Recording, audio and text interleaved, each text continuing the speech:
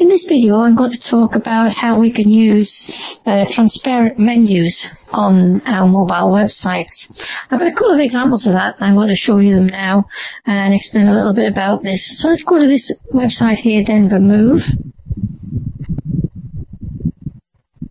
And if I come down to my preview of Denver Move,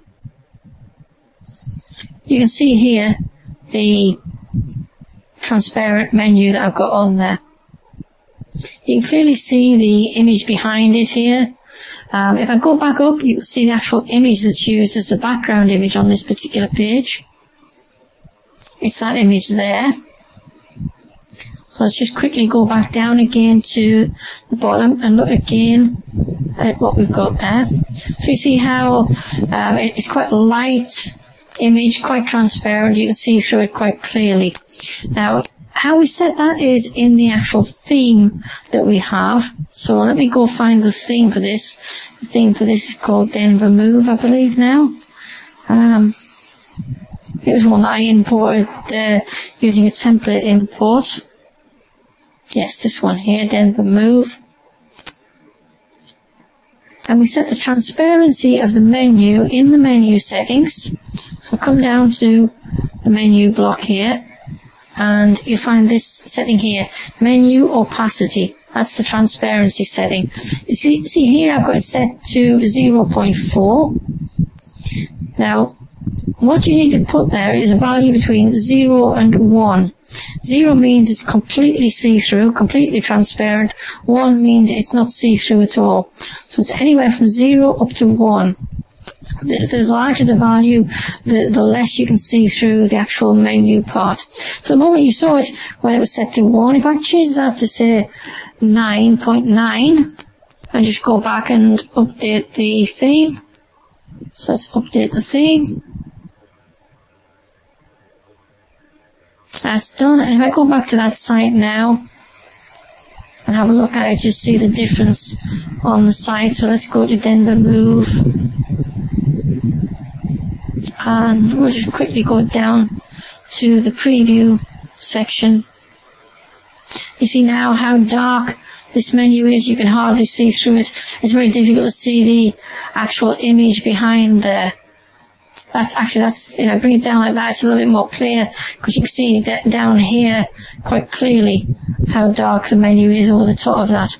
So you have to play around with those values, the opacity values, to get what's a good transparency for the particular images that you're using. I've got another example of this, so let's go look at that. That might help you understand a little bit more. So let's go back to EzMobileSites. And I want this one, hair salon. I'm using a background image on all the pages on this particular one, which is set in the theme. But let's just first of all go down and actually look at the preview of this particular page. So here you see we've got a background image behind here, and here is my menu here. Over the top of the image, you can see the image coming through behind. Again, you've got to set the opacity of the menu to match the image that's behind, and whatever colours you're using for the menu will also affect it. So you've got to play around with that number between 0 and 1 to set the transparency, the opacity of the menu to whatever is appropriate for the individual sites that you're using. So play around with it. It's going to vary from site to site that you use it on.